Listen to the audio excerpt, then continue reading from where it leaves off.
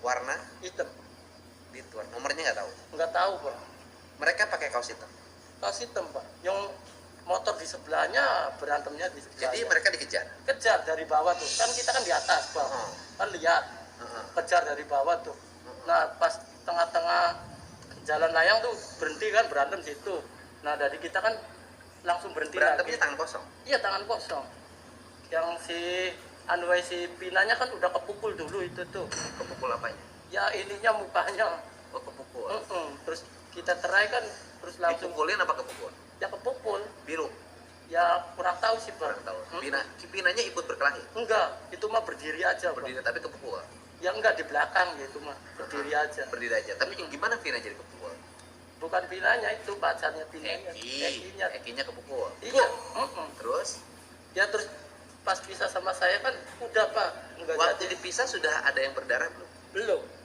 Oke. Nggak ada yang berdarah. Enggak ada. Terus kemudian tidak ada yang terluka. Enggak ada Pak. Jadi baru bak Iya. anak muda lah ya, tangan kosong. Biasa anak muda tangan kosong. Terus habis bak tangan kosong, kemudian mereka dilerai. Dilerai. Terus turun. Kalau saya lurus, Ini mereka turun ke bawah. turun bawah belok. Turun dua-duanya Iya. Samaan maning. samaan. Iya, samaan. Terus dari bawah naik lagi ke atas. Berkelahi lagi. Ya kan kita balik lagi Pak, kalau naik lagi kan kita kan sampai jam 1 Oke. soalnya. Mereka turun ke Kembali lagi bersama saya di Zul TV.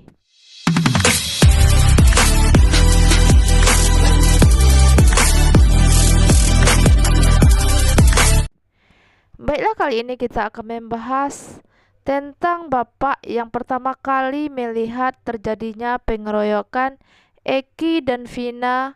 Begini videonya. Sebelah. Ayo. Iya, mayat itu kan sebenarnya di jalan tol ya Pak ya? Benernya kan di bawah tol. Kenapa di depan SMP 11? Nah, sekarang 2024 di jalan layang. Ayo. So, Pada saat itu kan foto Eki dan Vina itu kan ada di jalan layang itu Pak. SMP 11. Tekor. Waktu saya jadi saksi nih. Tekor di depan SMP 11. Di belakangnya, di depannya iya Iya, benar. depannya SMP 11 terus. Ah. TKP kan Praga kan tetep kok di situ. Berarti pada saat kejadian di jam 10 malam itu Bapak lewat flyover itu sepi nggak ada siapa-siapa? Ya nggak ada ya. Pas misahin Eki dan Vina dikejar sama satu motor Jam 11:04. jam 11:04. Tuh. Keadaan tidak hujan. Nggak hujan. Baru besoknya itu ada mayat ya, ditemuin mayat paginya. Kita ngojek tuh Jadi di bawah. Bapak sempat misah ya? Sempat misah. Misah mereka berkelahi. Iya, Berarti Eki dikeroyok dong sama orang dua ini. Dikeroyok dua. Pakai jaket ekstasi nggak? Enggak, Ada kan pakai- ada jaket tuh ekstasi Pakai tuh. kaos semua, hitam semua. Oh. Nah, si perempuan yang di belakang nggak Iya. dianu itu tuh pas pisah sama saya. Kamu tuh masih pada sekolah, jangan Iya. berantem. Udah sana pulang. Nah, terus cepet pulang itu, bareng lagi itu. Cuman dia arah belok ke sini, ke jalan layang, kita lurus. Tuh. Oh. Nah, pas paginya saya narik ke bawah tol. Itu sih ada orang meninggal di bawah tol. Katanya kalau di Iya, bawah tol, warga, ya kata warga. warga. Tapi pada saat Bapak melihat Eki dan Vina itu dikejar sama satu motor ya. Iya. Motornya motor apa Pak? Beat, Beat. Korban pakai motor? beat, Berarti dua-duanya Beat. beat, hitam semua. Warna hitam semua. Iya. Yang namanya jadi saksi mas berat. Berarti sampai ke persidangan ya, sampai ke Polda Iya, ya? ke Polda. Berapa kali ke Polda? 2 kali, mana Poldanya ke situ, Cek. Di TKP. Nih, Pak, berantemnya sini nih. Kalau ke persidangan sih di Cirebon. Cirebon. Baiklah, bapak ini yang melihat langsung bahwa Peggy dan Eki atau saat Vina dikeroyok oleh geng motor, dan motornya itu memakai beat hitam dan memakai baju hitam. Kita lanjut videonya. Kalau pada saat pemanggilan saksi ke Polda, Polda kan ditanya, sama siapa waktu ke Polda? ya sama Pak Kosim samaan banyak kan. Cek. Oh, sama orang tua terpidana Iya. ke sana. Nah kan ditanya, gini kata saya tuh. Kejadiannya Pak di atas tol berantemnya, terus meninggalnya tuh di bawah tol. Nah, terus kan si Polda Bandung kan kontrol ke sini. Iya. Nah, terus mungkin iya ya dari siang 7 kan lolos tuh di Polda Bandung tuh nggak diapa-apain. Nah dari Cirebon kan nggak terima, diambil lagi tuh seorang 7 tuh. Bapak yakin dengan ucapan Bapak? Yakinnya orang kita Karena menurut Pak Suroto dan menurut saksi lainnya itu kejadian ditemukannya jenazah Eki dan Vina itu di jam 10 malam 27 kita tuh Agustus. ngapain dari saksi 2016? Ayo, karena nggak ada data saksi itu 2016 tuh. Adanya Lalu saya. tanggapan hakim pada saat Bapak menjelaskan seperti itu bagaimana? Ya diem baik, itunya hakim sama jaksa diem baik. Diem aja. Malah bengong aja. Pak, bukan motor aja ini, bukan, nggak bawa pentungan, nggak bawa apa. Motor bukan semua. Bukan. Ketujuh terpidana ini, ke-8 semuanya itu Bapak Bukan. lihat nggak yang ngejar? Ya lihat. Kalau digambarkan pakai sketsa itu masih ingat nggak wajahnya Pak? Nih, kalau ingatnya sih kayak yang korban, wajahnya mirip semua. Potongannya, tingginya Ya, sama, potongannya sama. kurus-kurusnya sama. Sama, Kayak potongan. korban nih, kayak Iya, Eki. Iya, kayak korban. Usia berapa? Ya SMA kelas 2 aja berapa tuh? Soalnya Oh. sama kayak anak saya soalnya. Oh berarti lawan arah ya, mereka mau ke arah Sumber, Bapak mau Iya, ke arah Kali turun. Tanjung. Mm-mm. Memang Cuman saya kan aktivitas berhenti. Bapak tiap hari Tiap hari. bolak-balik ke situ? Iya. Sampai Untuk jam 1. apa aktivitas apa? Ngojek. Ngojek apa? Jemput orang. Jemput orang. Untuk ke Polres Sumber. bawa apa? Bawa bonteng, kacang. Oh sayuran, ke pasar. Iya. Di jam-jam 10 Iya. tuh. Jam 10 seperempat tuh dari rumah. Jam 10 seperempat dari rumah. Kurang seperempat tuh dari rumah. Oh, jam Kurang. 10 kurang seperempat malam dari rumah. Iya. Oke, lewat jembatan Talun. Iya. Flyover itu sepi, gak ada apa-apa ya Pak? Iya, orang tiap hari. Setelah jam 11 lebih baru ada si Iya. Orang berantem. orang berantem itu. Iya. Nih, kalau kita deh, kalau ada kecelakaan di situ tuh, laporan ke Polsek Talun saya. Bapak kenapa malam itu nggak laporan? Ya kan cuman berantem aja. Berarti Eki dikeroyok posisinya. Iya, dikeroyok kan dipisah sama saya kan. Ada yang bawa apa? Samurai kah? Benda tumpul? Nggak ada. Nggak ada. Biasa orang pakai tangan aja dulu, dus. Yang kita pas lagi di motor dari kita turun tak bisa. Makanya dari dulu tuh, dari 2016 tuh, orang tuh pada sanksi semua. Pak Kosim, saya tuh tadinya mau jadi saksi, Iya. cuman kan baru seminggu kan lagi panas-panasnya tuh. Iya. Pas udah 2 minggu saya bilang sama Pak Kosim, nih saya mau udah. Bapak bisa dipanggil saksi bagaimana ceritanya Pak? Bapak ngomong Pak ngomong. Kosim. Oh lalu Pak Kosim mengajukan gitu? Iya ngajukin. Oh. Begitu. Saya mau dari saksi, kasihan orang di lapangan nggak bersalah. Iya. Jadi saya mau dari saksi. Bahkan pada saat Bapak di 27 Agustus itu lewat di depan SMP 11 Pak. Ya lewat orang tiap hari. Sih. Ada nggak anak kumpul-kumpulan di situ? Ya nggak ada ya orang tiap hari. Tiap malam memang aktivitasnya rutin bawa Rutin. sayuran dari Sumber ke Rutin. pasar ya, lewat Iya, flyover rutin. itu, lewat Iya. jembatan, lewat Iya. SMP 11. Mm-mm. Tiap hari itu. Tiap hari tahunan wis. Tapi sekarang udah nggak lagi. Sekarang mah berangkat setengah 3, Oh masih aktivitasnya Masih. seperti itu, cuma beda jam. beda jam. Oke. Makanya Suroto sih dari saksi. 2016 aja nggak ada saksi sih. Dia pengakuannya membawa jenazah ke rumah sakit dan melihat gitu loh, korban tergeletak gitu Pak. Artinya jaket atribut geng motor itu nggak ada di situ Pak ya? Ada. Tapi ditemukan pas jenazah itu ada geng motor Pak, ada jaketnya Pak, pakai jaket. Ya bisa aja orang pengen ngilangin jejak sih. Iya. Ya sok, kenapa sekarang bilangnya kecelakaan? Ah, Dulu kenapa yang bunuh orang salah darah? Ayo, sok. iya. Iya kan? Menurut Bapak ke semua terpidana ini pelaku bukan? Ya bukannya. Ya benarnya kan dari dulu kan. Iya. Kalau kecelakaan kan orang salah darah nggak ditangkap. Kita saksi tetap ngotot, tetap ditahan. Loh, kenapa sekarang jadi kecelakaan? Ayo. Ya kan pengen ngilangin Rudiana. Itu kan yang korban kan bukan anak asli Rudiana.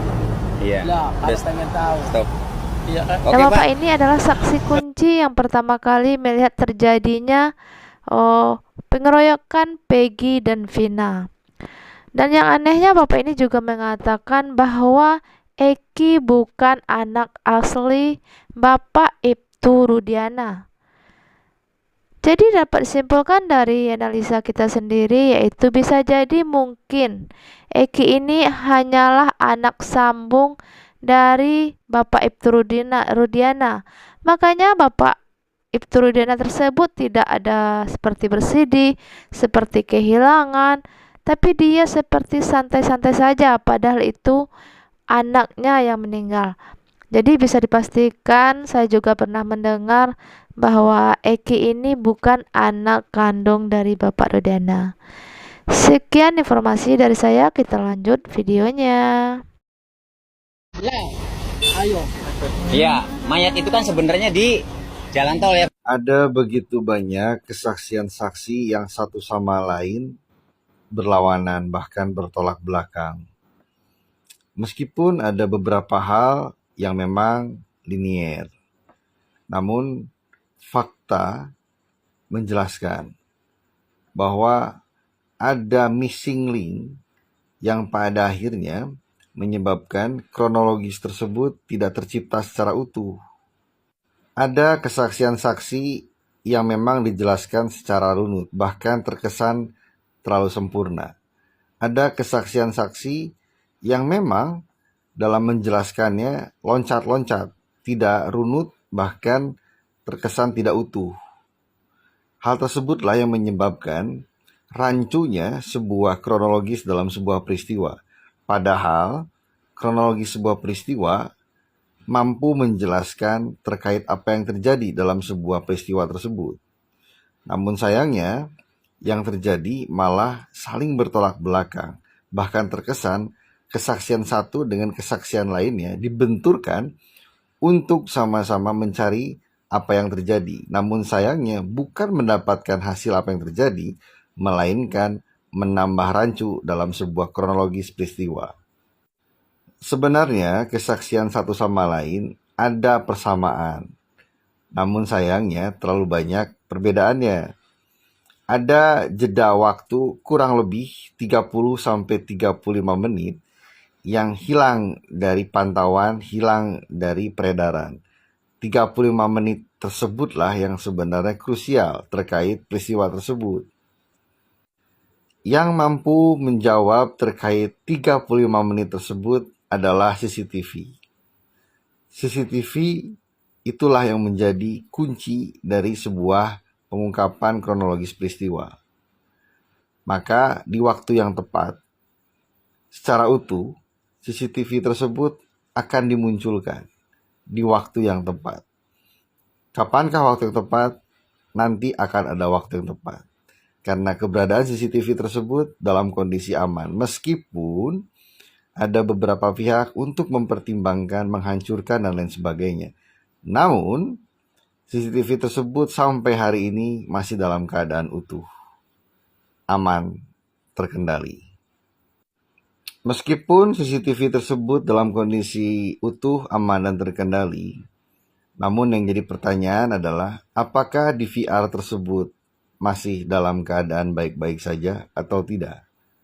Karena meskipun CCTV bisa dapat dikatakan utuh, bila DVR tersebut tidak dapat dipertanggungjawabkan keutuhan dan keasliannya, maka dapat dipastikan tidak bisa dijadikan barang bukti.